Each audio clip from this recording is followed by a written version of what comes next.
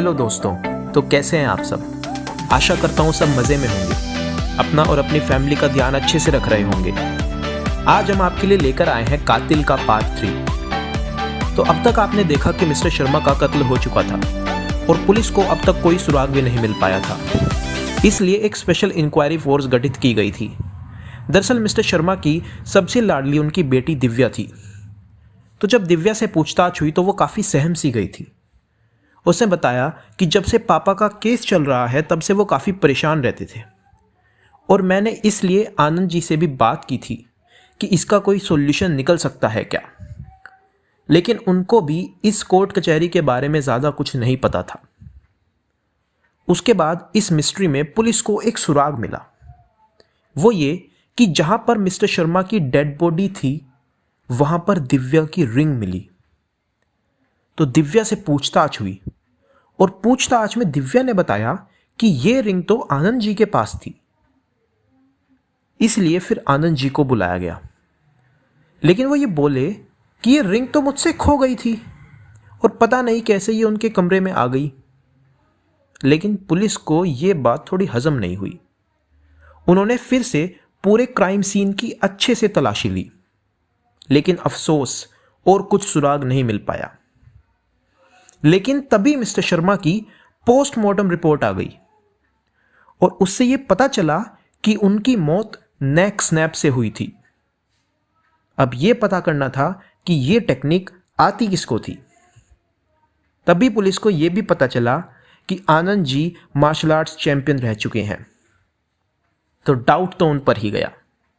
उनसे फिर पूछताछ हुई, लेकिन वो ये बोल रहे थे कि मैं मार्शल आर्ट्स जानता हूं, तो इसका मतलब ये थोड़ी है कि मैं अपने ससुर का ही खून कर दूं। तो पुलिस ने पूछा कि तुम्हारे पास रिंग थी, वो भी वहीं पाई गई, और अब ये तो सबूत तो तुम्हारे खिलाफ ही जा रहे हैं। लेकिन आनंद जी एक ही बात पर अड़े हुए थे कि मेरा इस सब से दूर दूर तक कोई लेना देना नहीं है। 2 दिन बाद मिस्टर शर्मा की फोरेंसिक रिपोर्ट भी आ गई और उसमें पता चला कि मिस्टर शर्मा की गर्दन पर आनंद जी के उंगलियों के निशान हैं और उससे तो ये साबित हो गया कि खून आनंद जी ने ही किया था। पुलिस की कड़ी पूछताछ के बाद फाइनली उन्होंने कबूल कर ही लिया कि कत्ल उन्होंने ही किया है। और ये सुनने के बाद सभी घरवालों के पैर के नीचे से मानो जमीन खिसक गई और दिव्या तो वहीं चक्कर खाकर गिर पड़ी। फिर पुलिस ने आनंद से पूछा कि उसने ऐसा क्यों किया। तो उसने बताया कि दिव्या ने मुझे बताया था कि पापा की डेथ के बाद उनकी प्रॉपर्टी 3 बराबर हिस्सों में बट जाएगी और आलोक, वरुण और दिव्या को मिल जाएगी।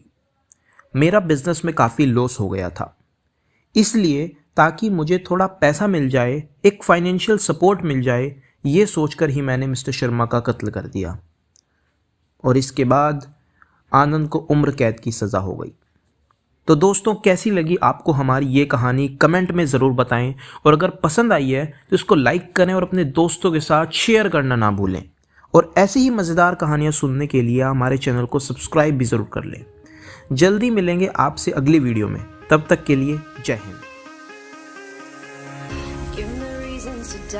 Try to keep me down, but I'll put the flame out. You can't get to me.